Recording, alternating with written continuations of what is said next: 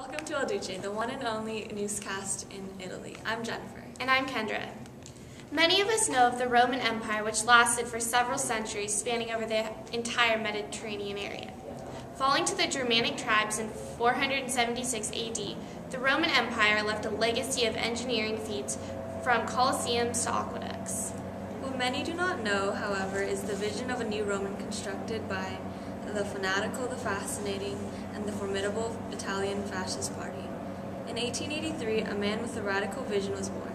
At the center of this fascist party is the infamous Benito Mussolini. So today we have the Benito Mussolini with us. So, hello. You don't touch El Duce. I'm sorry. Okay. So, Mr. Mussolini, tell us about your childhood and how you lived and grew up. Oh, the good days. Mussolini's father, Alessandro, was a blacksmith who was often without work.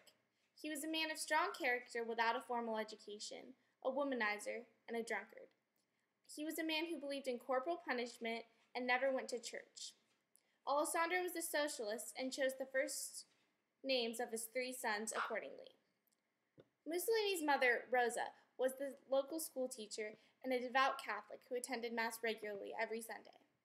Given the carelessness of her husband about money, she was the breadwinner of the family.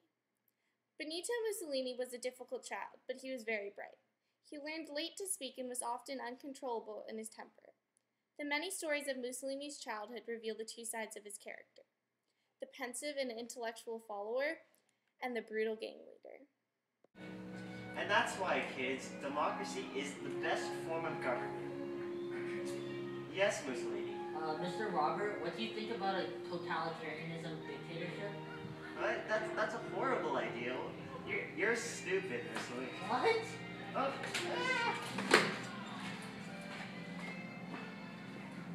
Wow, Mussolini, that was an intriguing childhood, I must say. Well, our next question today is what kind of morals or principles do you hold true to when you rule Italy? The state is everything. The people are nothing. Without a state, we would just be a bunch of barbarians. We'd have no nationality. We would have no nationalism, no pride. We would just live our daily lives without knowing the greatest thing, the state. Wow, that's pretty strong. But aren't you disregarding everybody's human rights? No. Everyone has the right to be part of a state. Everyone has to have nationalism. Everyone needs to be part of the new Rome. For example, we can see the old Rome, and we can see how great and magnificent it was. And I am the only one that can bring back this new Rome. I'm the only one that can make Rome great again. Italy great again. Oh, wow. So, what do you think is the defining moment of your rule? When did it start exactly? The March on Rome. Let's march. Would you like to hear our Prime Minister? No, I want power. I already gave you power. I'm dictator now. I'm dictator. That was the defining moment of my life, or of my rule.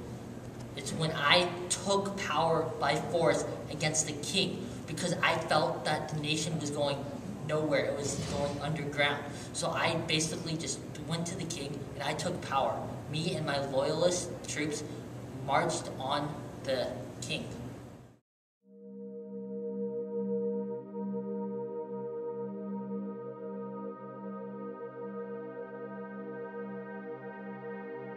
The field, and I'm interviewing a special guest here, peasant Jennifer. So Jennifer, I hear that you're in some rough economic times. How did you get into this position? Well, Italy emerged as a country that was very undeveloped and very affected by World War I because it was very costly. Okay, so after World War I, why is Italy so run down and poor though? Because there was a rising unemployment, it was a lot of inflation, and taxes were raised, and there were a lot of food shortages. Wow, that's a pretty hard life, but I hear that Mussolini really affected your life too. Yes, he provided us with food, he supplied us with jobs, and fed our families. Thank you for your time. Between 1919 and 1922, there were 5 different governments, all of which were incapable of taking decisive action that the situation demanded. In 1919, Benito Mussolini founded the Fascist Party, which won 35 seats in the 1921 election. Tell me about what your vision for Italy is, what the people of Italy should know. As I stated before, it is to make Italy great. Unlike the democracies today or the socialist parties today, I want to make Italy great, where people are not starving, where people can have meals. And in order to make Italy great, we have to have more births. For right now, every mother should have about 5 children. Yeah, I heard about the Battle of the Births. It's a very interesting story. It is my duty as an Italian to produce as many children as possible. I must reach at least 5 children as requested by Mussolini. My family receives such generous loans and tax privileges from El Duce and our government when we produce more children too. I only hope that when my daughters grow up, they will continue to produce children for our beautiful nation of Italy. Those are pretty productive mothers, I must say. And I even heard at Palazzo Venezia in 1933, over 93 mothers produced over 1,300 children. Yep. That's pretty amazing, but you seem to focus on the females of society. What about the males?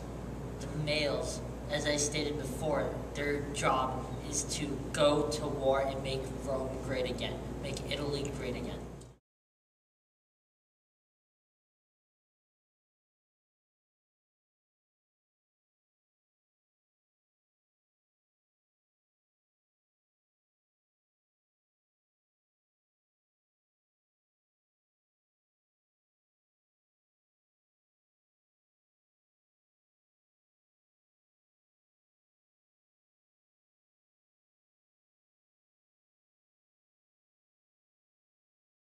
Thanks for watching. It's been Kendra And Jennifer, tune in next time.